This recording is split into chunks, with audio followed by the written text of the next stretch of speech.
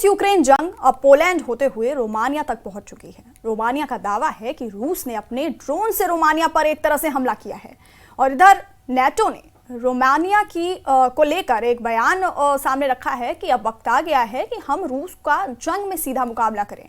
इधर सवाल उठने लगा है कि पुतिन यूक्रेन के साथ साथ पोलैंड और रोमानिया से जंग क्यों करना चाहते हैं। आखिर रूस डबल युद्ध क्यों कर रहा है।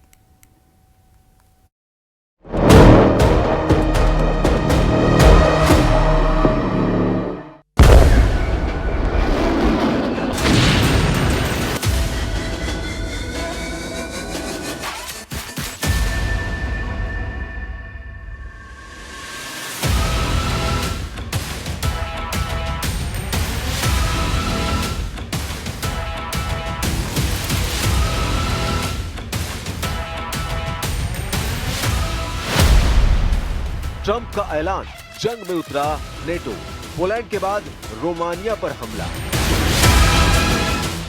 रूस यूक्रेन जंग में तीसरा विश्व युद्ध शुरू हो चुका है। पहले नेटो देश पोलैंड में 20 रूसी ड्रोन्स ने धावा बोला और अब दावा किया जा रहा है कि नेटो देश रोमानिया में रूसी ड्रोन ने 10 किलोमीटर अंदर तक घुसकर रोमानिया समेत सभी नेटो देशों में खौफ पैदा कर दिया है।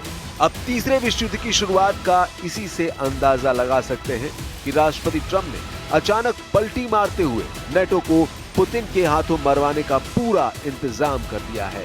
राष्ट्रपति ट्रंप ने दो टूक कहा है कि रूस के खिलाफ नेटो जंग में उतर रहा है और अब अमेरिका तभी नेटो की मदद करेगा जब नेटो देश पूरी तरह से रूस से तेल लेना बंद कर दे। यानी ट्रंप ने एक तरह से यूक्रेन युद्ध से पल्ला झाड़ लिया है और इसे अमेरिका के पूर्व राष्ट्रपति बाइडेन का युद्ध साबित कर दिया है। इधर दूसरी तरफ नेटो की तैयारी और रूस की तेल रिफाइनरियों पर यूक्रेनी ड्रोन हमलों से तिलमिलाए पुतिन ने बिना चेतावनी यूक्रेन से सटे रोमानिया और बेलारूस से सटे पोलैंड पर एक तरह से हमले शुरू कर दिए हैं। आप पुतिन के खौफनाक हमलों और इरादों का इसी से अंदाजा लगा सकते हैं कि रूस ने हाईवे पर अपनी हाइपरसोनिक किंजल मिसाइलों को हमले के लिए उतार दिया है। रूस के एक हाईवे पर हमला करने के लिए तैनात रूस के इस्कंदर मिसाइल ने पूरे यूरोप में हड़कंप मचा दिया है। इधर जेलेंस्की ने डंके की चोट पर दावा कर दिया है कि रूस ने नेटो देश पोलैंड पर हमले शुरू कर दिए हैं और अगर अभी भी नेटो ने रूस के खिलाफ खुलकर मोर्चा नहीं खोला तो फिर रूस एक एक करके नेटो देशों को तबाह कर देगा। पोलैंड के बाद रोमानिया पर हमला, पुतिन की नेटो से खुली जंग।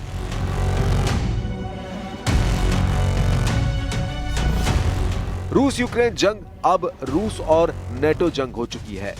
हम आपको पूरी डिटेल बताने जा रहे हैं, लेकिन पहले आप ये जान लीजिए रूस ने पिछले 24 घंटे में यूक्रेन पे कहां सबसे बड़ा हमला किया है।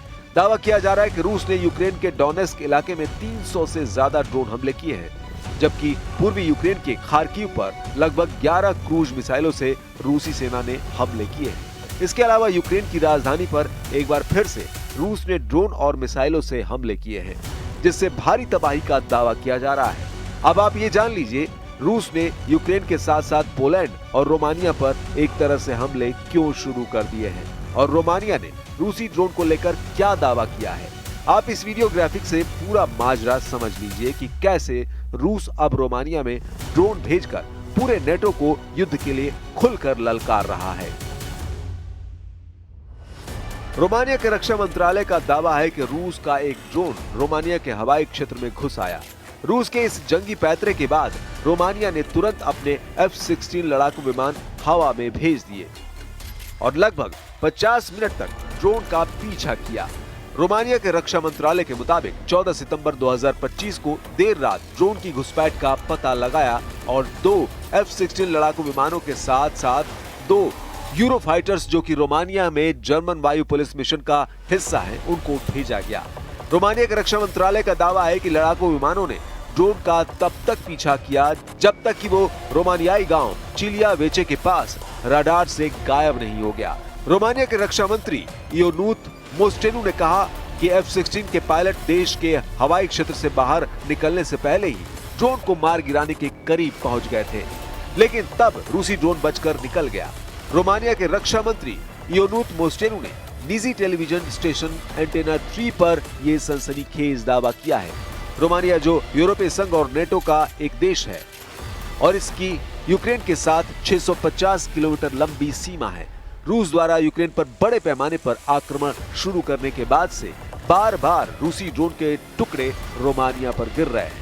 इधर यूक्रेनी राष्ट्रपति वोलोडिमीर जेलेंस्की ने सोशल मीडिया प्लेटफॉर्म एक्स पर कहा कि डेटा से पता चलता है कि ड्रोन रोमानियाई क्षेत्र में लगभग 10 किलोमीटर तक घुस आया था और लगभग 50 मिनट तक नेटो के हवाई क्षेत्र में रहा। पहली बार रूसी ड्रोन ने आक्रामक तरीके से रोमानिया में ड्रोन भेजकर तहलका मचा दिया है। Ніхто в світі просто не має стільки ракет, щоб збивати всі різні види дронів. Ракета, яка коштує мільйон, якою вона не була, просто не може збивати дрони, які коштують десятки тисяч доларів, навіть якщо це 100 тисяч доларів. Це просто неможливо.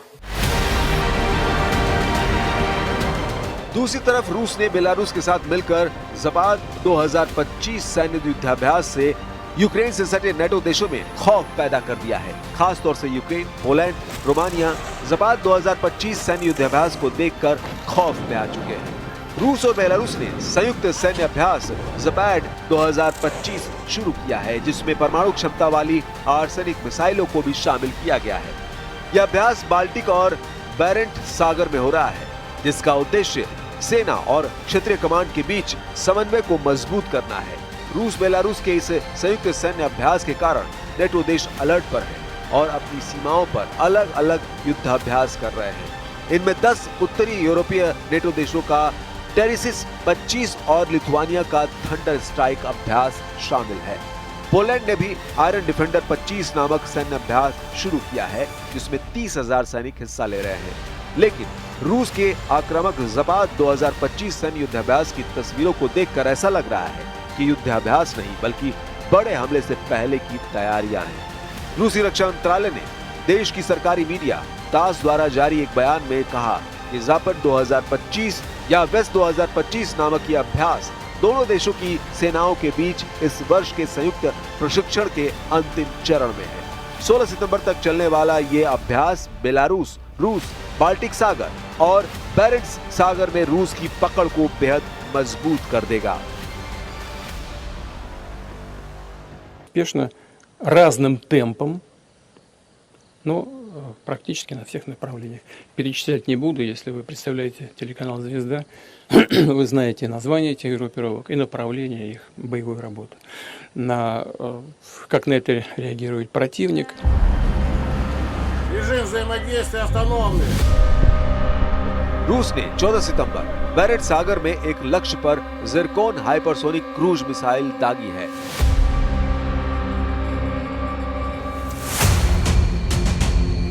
और बेलारूस के साथ संयुक्त सैन्य अभ्यास के तहत सुखोई Su-34 सुपरसोनिक लड़ाकू बमवर्षकों ने हमले किए हैं।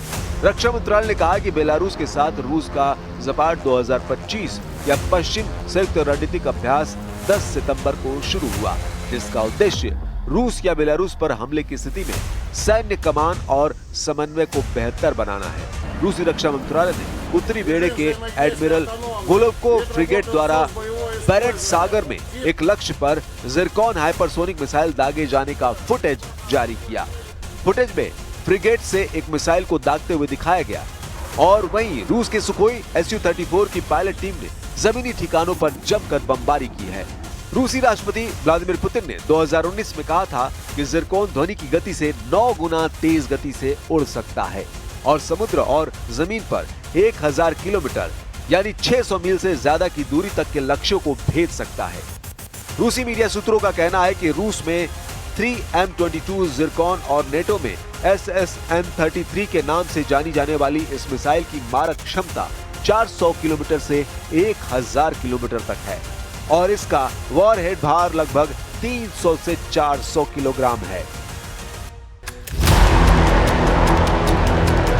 इंटरफैक्ट समाचार एजेंसी के मुताबिक हाइपरसोनिक बैलिस्टिक मिसाइलों से लैस रूसी MiG-31 लड़ाकू विमानों ने कोहराम मचा दिया है।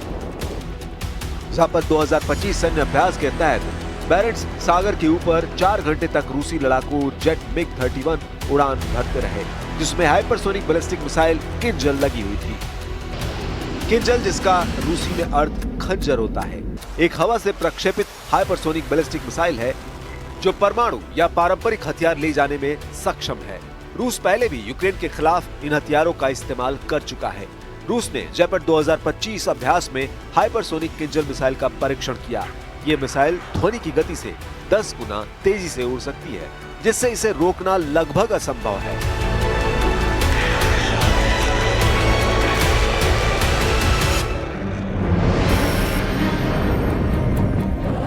रूस और बेलारूस ने पश्चिमी गठबंधन के साथ बढ़ते तनाव के बीच 13 सितंबर को भी नेटो देशों के पास जमकर बम और मिसाइलों का इस्तेमाल किया। पोलैंड की सीमा के समीप इस युद्धाभ्यास की तस्वीरों को देखिए। ऐसा लग रहा है जैसे पोलैंड पर हमला शुरू हो चुका है। रूस यूक्रेन के सैकड़ों सैनिक, टैंक, तोप, लड़ाकू विमान, रॉकेट ब्रिगेड इसमें भाग ले रहे हैं। Ми запропонували нашу допомогу, тому що патріоти Польщі в боротьбі з шахедами не допоможуть. І нікому не допоможуть. Це суто зброя проти балістичних ракет, передусім.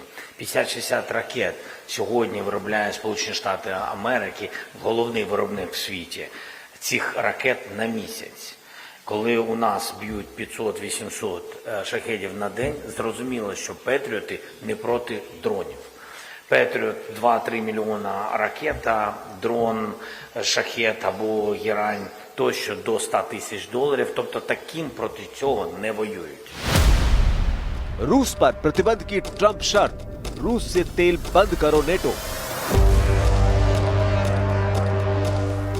इधर दूसरी तरफ भीषण होती जंग के बीच राष्ट्रपति ट्रंप ने नेटो के सामने ऐसी शर्त रख दी है कि नेटो अब जंग में बुरी तरह से फंस चुका है। यानी अगर ट्रंप की नेटो ने नहीं मानी तो अमेरिका युद्ध में हिस्सा नहीं लेगा। ट्रंप ने तो यहां तक कह दिया है कि यूक्रेन जंग बाइडेन की जंग है, मेरी नहीं। जरा देखिए ट्रंप ने नेटो के सामने क्या शर्त रख दी है। अमेरिका के राष्ट्रपति ट्रंप ने 13 सितंबर को सभी नेटो देशों को ओपन लेटर भेजा है, जिसमें उन्होंने रूस के खिलाफ बड़े पैमाने पर आर्थिक प्रतिबंध लगाने की बात कही है।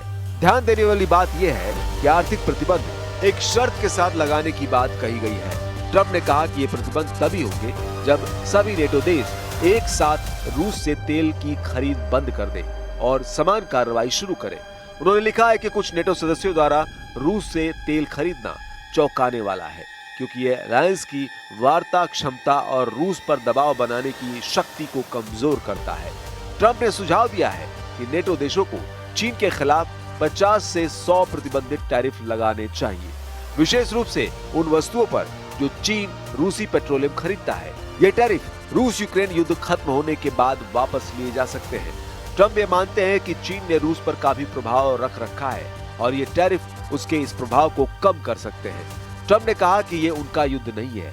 अगर वे राष्ट्रपति होते तो ये युद्ध शुरू ही नहीं होता।